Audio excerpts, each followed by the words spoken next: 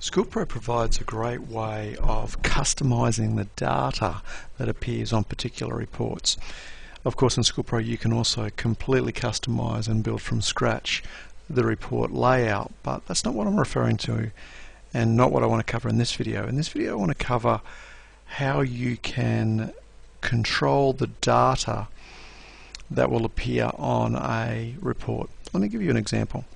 Here we have a daily absences detailed report.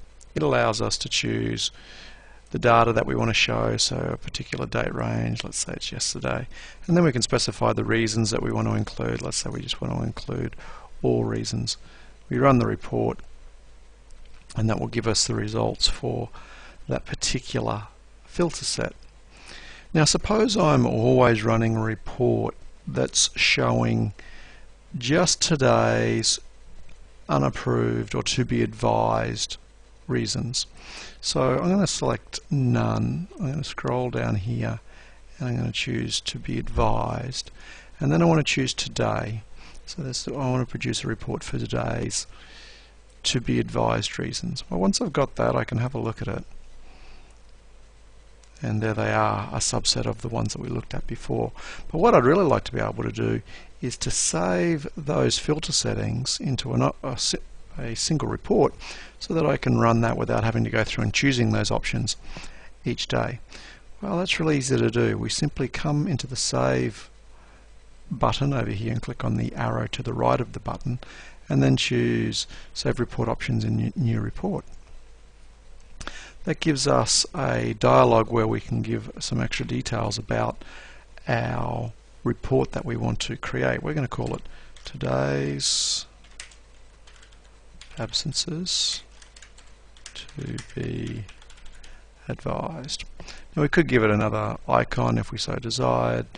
Let's do that. Let's make it that one, and we could give a description and so on. We can set the categories that the report appears in, so we may want it to appear in other categories, maybe in the inquiry module, for example. And then finally, once we've set those, we hit done. So we've got our new report here, and you'll see when we click on that it automatically chooses today, and if we scroll down, chooses to be advised. So now we preview that report and it remembers the settings that we gave it before. Now one of the great things that you can do with this particular feature is you can then tell SchoolPro to send this particular report via email to whoever you want to send it to at whatever times you would like to send it. So maybe at 10:30 every day you want to send this report to a number of staff who need to chase up the absences. Well, this is exactly how you would do it. Create the report, set the filters, and then you'd go through the trigger area in SchoolPro to set up a trigger to send the report off when you want it.